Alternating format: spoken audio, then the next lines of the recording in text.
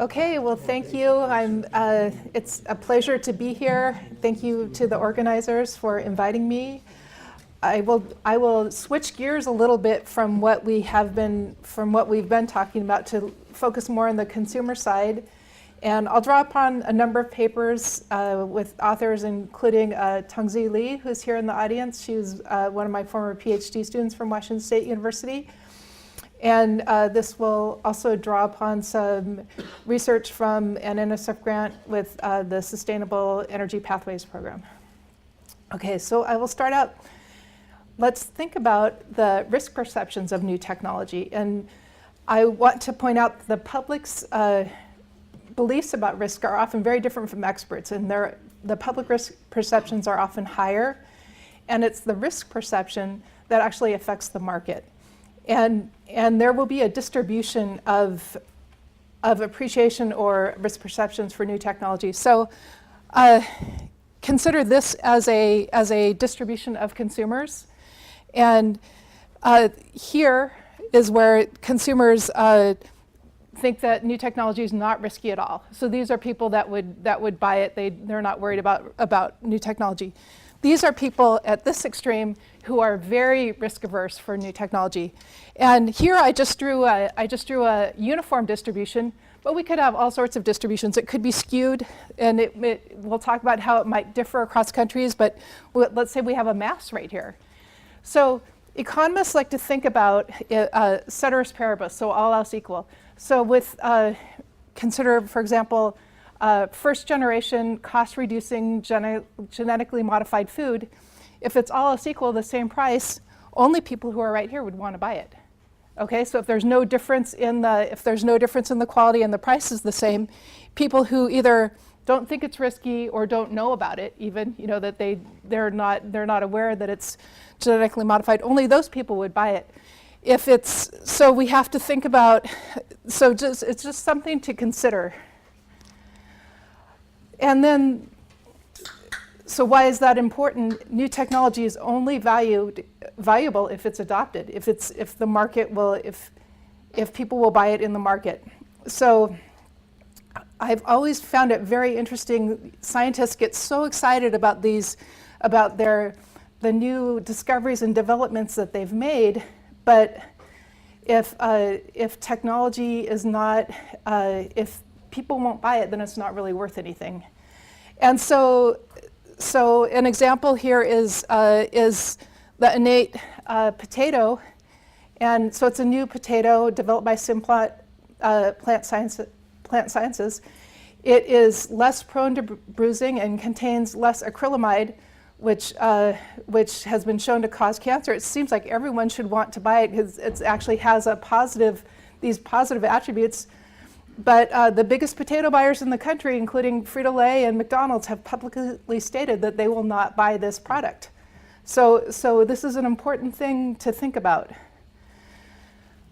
So let's step back a little bit and think about information. And I'll talk a little bit about media in this. I'll talk about several types of information. So as consumers, we are increasingly bombarded with all sorts of information, including mass media and social media. And so I've worked on this topic with Jo Swinnen from Belgium, and we've argued that that there is rational ignorance. So the idea is that you don't have the time or capacity to study and know about all the facts about new technology. So there is an opportunity cost for people to process information. And this opportunity cost makes it necessary to limit the size of the information, the choice set of information that we draw upon, and the consumption of that. And then a second reason, in addition to rational ignorance, is that it might be ideological. So that might influence what sources you draw information from. So if you're really conservative, you might watch Fox News, for example, and that will affect the type of information that you get. So so media is our information broker, and And as such, it does influence public opinion and risk perceptions. And traditionally, media coverage of science has been perceived to be this unbiased translation of science. And Joost Winnen and I have argued that there is media bias. And so media bias can result from a number of different sources. It can be the preferences of the owners, editors, or journalists. So, Fox News could be an example of that. It can come from falsehoods or hidden information or distorted by journalists. That it might be because they're under pressure to attract attention, or it can result from consumer preferences, and I'll talk about that a little bit more. And then this biased information can affect consumers' risk perceptions, and then from that, their market behavior. And so I'll go into a little bit more on media bias and the implications for technology. So I like this quote. This is from a law and economic scholar. Not that the media lie. In fact, they have the incentive not to lie. Instead, there are slanting decisions as to how much or little prominence to give a particular news item. And so it is really what is focused on and how it is presented. And so we wrote an article on You Get What You Want, the Economics of Bad News.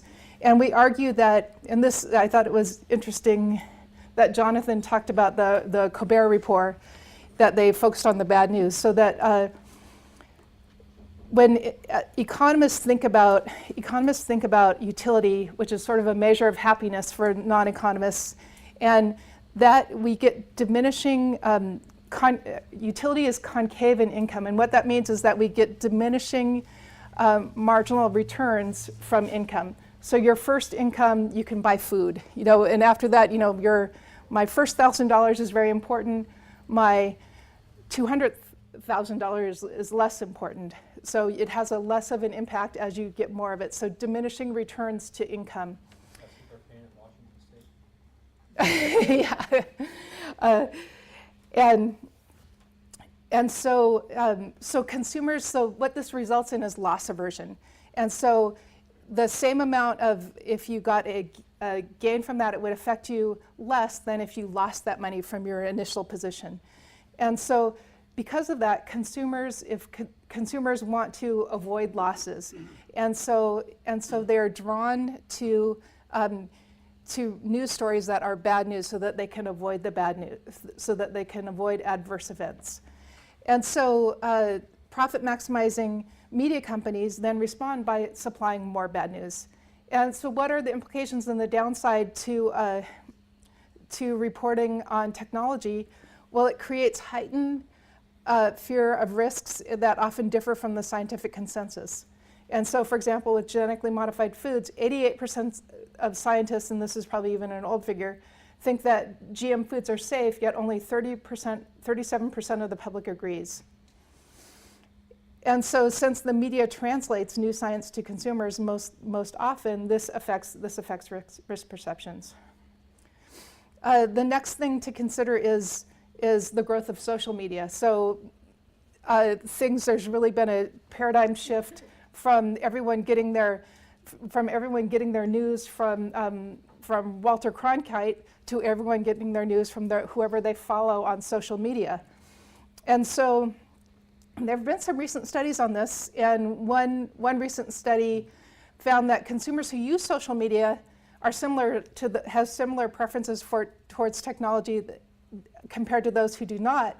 However, those who use social media to read or write about food technologies have stronger preferences, and that's not surprising. Another interesting thing is that that the choice of whom to follow results in this customized information flow. So I might have a different information flow in my social media than Greg has. And so that will, and we follow like-minded sources. And so this leads to reinforced opinions, and it might be even more diverse and entrenched opinions. So I think that has interesting implications. And then the last thing to consider is that I think it's very interesting that that search firms do have a lot of influence. So the all power of Google, so that and most major social media platforms have accumulated editors or curators who choose, tone down, and fill in gaps on the content produced by them. And so we can just something to consider going forward, the power of Google in choosing the information that we come upon. Okay, I will switch gears a little bit and talk about some just some empirical results, and I'll brush through these quickly, and I will probably run out of time. But some things to think about. Well, in thinking about that first distribution of consumer preferences, so in order to get people to buy new technology, it either needs to be cheaper or it has to have some positive product enhancing attribute.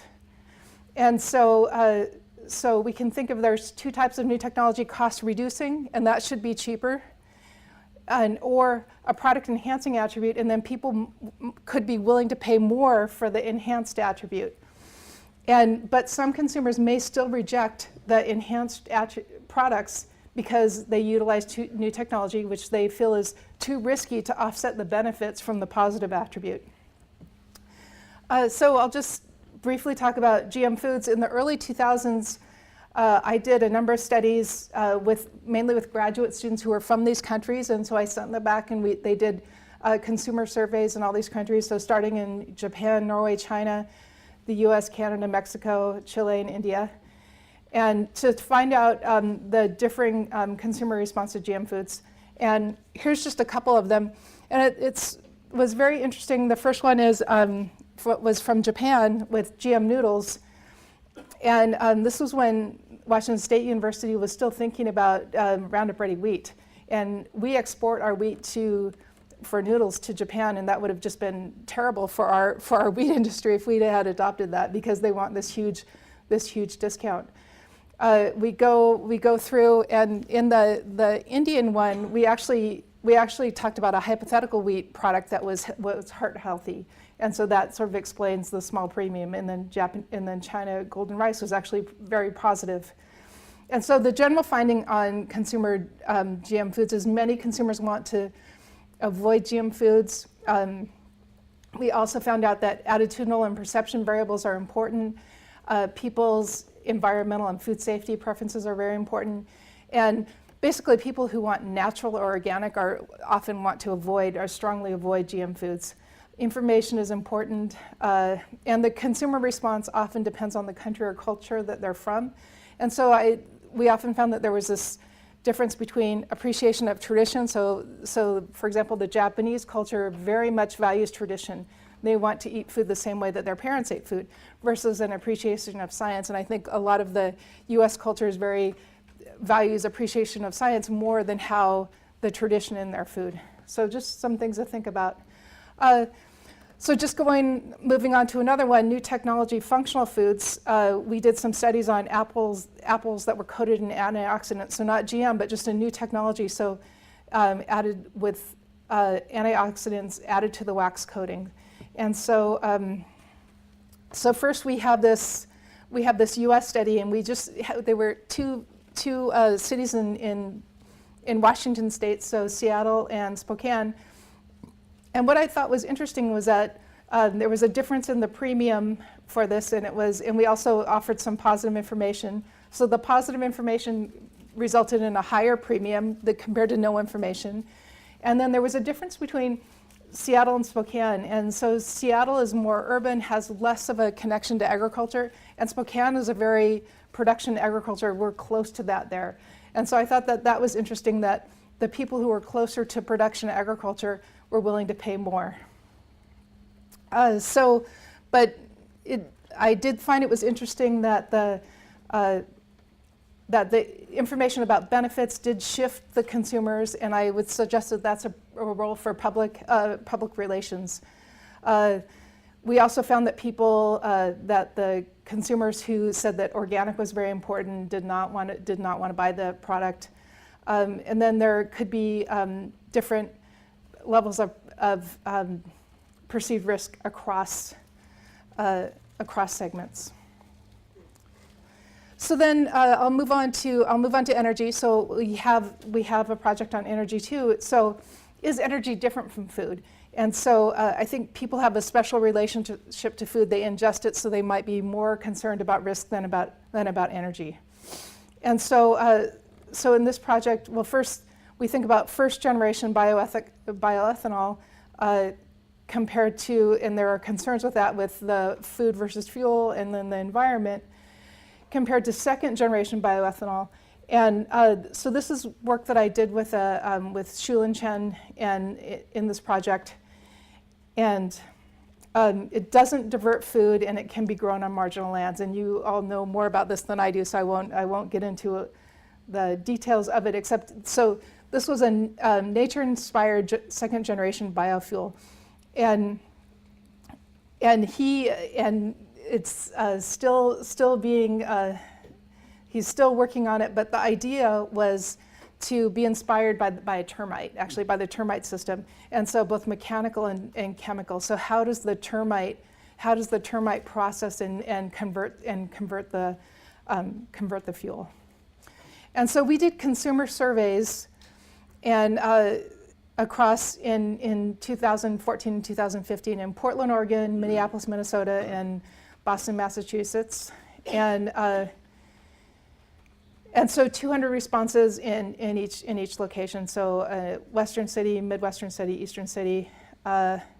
So it was pretty interesting what the responses you get. And so some people, the response were, wow, you're using wood waste to preserve fuel, that's really cool. To I only look at the price when I go to the gas station. To people that say that just think it's bad for their car. You know, I don't want anything to do with ethanol whatsoever. Okay, so the way that we do this is we ask contingent valuation, and we partition the consumers into two groups: information, no information. The positive information was just saying that was information below here about the second generation biofuel and that it's nature inspired. And so we also had a survey which asked questions including their self-reported knowledge, the demographics, whether they, how much organic food they purchase, we also asked driving behavior questions, including if they own or are considering to buy a hybrid or electric vehicle. And then finally, we asked a risk perception question. And so the risk perception or risk preference is a little bit interesting with this as opposed to food, that we thought about this, that there are mainly two sources of risk. So we just asked first about how they would rate their own risk perception if they are willing to take risks, unwilling to take risk versus willing to take risk on a Likert scale of 1 to 10. And then we thought about the two risks that might be associated with this are risk of climate change versus which would, and so a risk lover, someone who loves risk, would have a negative effect on buying versus the risk of using a new product on your car engine. And so, so these risks have opposing effects. Yes, okay. And so I won't go through the data, but so the model is basically that we estimated a model and we included demographic driving habits and information in the estimation. And we found that information did have a positive and significant effect. Mileage was negative, and it was basically the effects that we expected, and then the risk attitude of the aggregate data was non-significant. It depended based on the city. It was different. So 77% of the consumers were willing to purchase the second generation bioethanol at the current market price. 66% were willing to purchase it at a premium price. So they said yes when we asked at the premium price, and 86% were willing to purchase it if it was offered at a discount. And so so Portland was different compared to the full sample. And the full sample we had, the consumer said that they would be willing to pay an 11% premium on average for this product. Portland was different, and Portland is a more environmental city. We had a difference. It was significant at the 10% level of confidence for adding information. We also did a study in Korea and compared that, and consumers were willing to pay a bit less in Korea compared to the U.S. And we had some different information treatments. The environmental information, how it affected the environment, was positive and significant. And then we also asked if it made food less expensive, and people were willing to pay less on average than the full sample. So to conclude, I would conclude that information does impact consumer preferences for new technology and their risk perceptions. Information is often provided by the media and is subject to bias. Social media can create differences because people follow like-minded people and companies, but there are differences across countries and products, and consumers generally have greater concerns about food than products or other products, including energy. And risk perceptions there can differ across country, and it depends a lot on attitude. And then finally, market opportunities still exist for enhanced products, especially those that might contribute to environmental or sustainability issues. So that was something that was very consistent across all these studies, that if you can market it as something that's good for the environment, that will positively impact the willingness to pay. And so that's it.